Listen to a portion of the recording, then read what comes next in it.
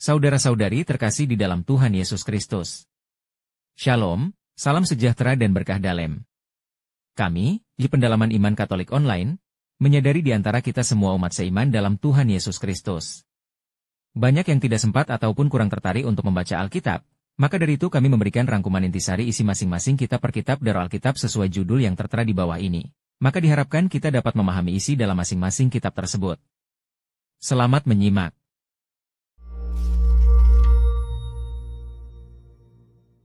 Kita sudah membahas bagaimana kisah dalam Alkitab itu bekerja, dan ternyata kisah Alkitab sama saja seperti kisah lainnya.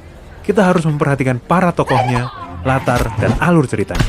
Ya, ketiga hal ini merupakan alat-alat dasar yang digunakan oleh seorang penulis untuk membantu pembacanya melihat makna dan pentingnya suatu peristiwa. Kini tiba saatnya kita mempelajari satu keterampilan terakhir yang akan menyatukan semua elemen ini, yaitu bagaimana mengenali pola susunan dalam kisah Alkitab. Apa yang kamu maksud dengan pola susunan? Begini, para penulis Alkitab telah menyusun semua elemen ini, tokoh, latar, dan alur cerita, untuk membangun rangkaian pola yang berulang yang menjalin kisah demi kisah dan mengikat semuanya menjadi satu.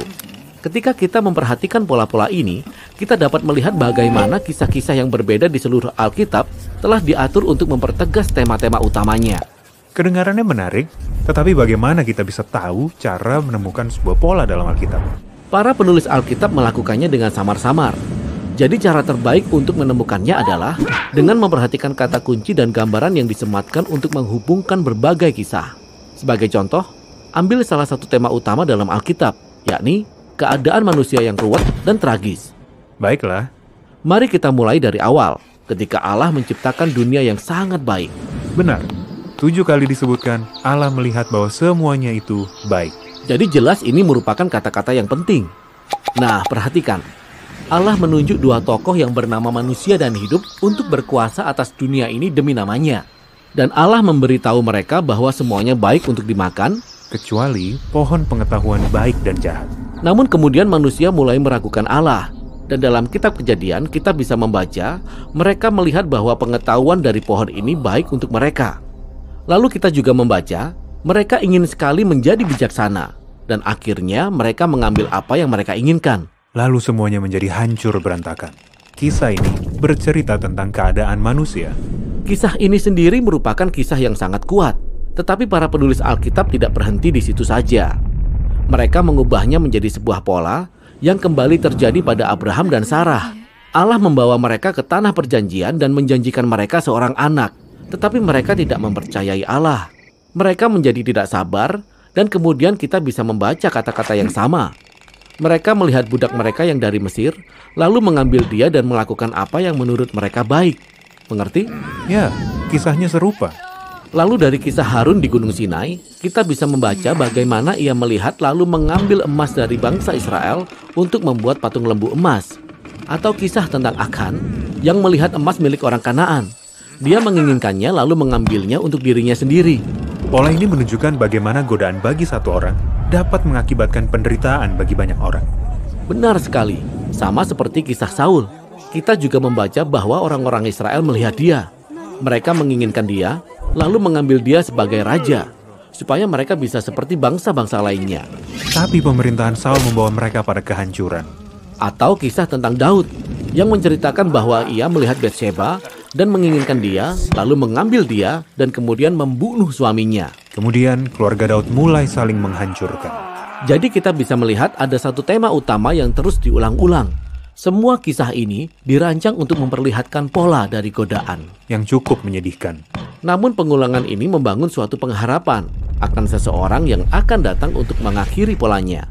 Itulah sebabnya mengapa kisah Yesus dirancang untuk menggiring pola-pola ini sampai kepada puncaknya. Oh, begitu? Ya, seperti apa yang Yesus katakan ketika ia dihadapkan pada pencobaan yang terbesar, menghindari kematian di kayu salib. Oh, bukanlah kehendakku, melainkan kehendak-Mu lah yang terjadi. Jadi polanya berbalik, dan kita bisa melihat satu pribadi yang sanggup melawan godaan, dan penderitaannya membawa kehidupan bagi banyak orang. Keren sekali. Bisakah kita melihat satu contoh lagi? Bisa sekali. Bagaimana dengan contoh yang lebih besar, yaitu ketika Allah membawa manusia melewati perairan yang ganas menuju dunia yang baru. Kisahnya dimulai di halaman pertama, di mana Allah memisahkan perairan yang gelap dan ganas ini. Lalu daratan kering muncul sebagai rumah bagi manusia untuk bertumbuh. Kemudian pola ini kembali muncul dengan air bah yang ganas.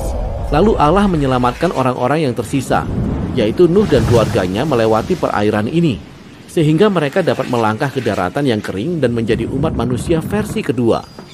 Nah, apakah jalan cerita dari kisah ini mengingatkan kita akan sesuatu? Oh ya, kisah Keluaran yang terkenal. Ya, betul sekali. Ketika itu Allah menyelamatkan umat pilihannya dari Mesir dengan menuntun mereka melewati perairan menuju daratan kering. Sementara Firaun dan pasukannya dihancurkan. Pola ini nantinya akan terulang kembali pada Yosua dan orang-orang Israel. Mereka melewati sungai Yordan menuju tanah perjanjian. Ya, kamu benar. Sekarang kita bisa melihat bagaimana para penulis Alkitab lainnya menggunakan pola ini untuk menggambarkan masa depan. Seperti Yesaya, yang berharap akan kisah keluaran yang baru dengan raja baru yang akan memimpin umat Allah menuju ciptaan baru. Dan dalam pengulangan ini, bangsa-bangsa lainnya lah yang menjadi perairan yang ganas. Jadi kita bisa melihat bagaimana gabungan dari semua pola ini dapat menuntun kita kepada Yesus. Ya, perhatikan bagaimana semua kitab Injil menyoroti kisah Yesus yang berjalan menuju sungai Yordan. Ia masuk ke dalam air lalu muncul kembali. Sewaktu ia dibaptiskan. Pada saat itulah Allah memberitakan bahwa Yesuslah anaknya yang akan menyelamatkan dunia dari kejahatan dan kekejaman manusia.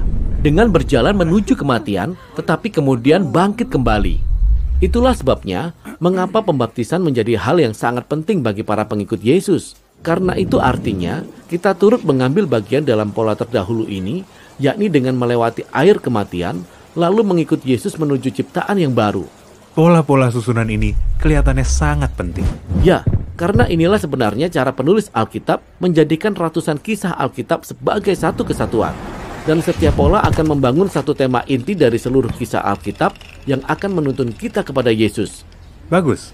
Demikianlah kisah Alkitab yang merupakan 40% lebih dari isi Alkitab. Nah, 30% lainnya terdiri dari puisi-puisi zaman dahulu. Dan video berikutnya akan membahas tentang bagaimana kita bisa belajar membaca puisi Alkitab.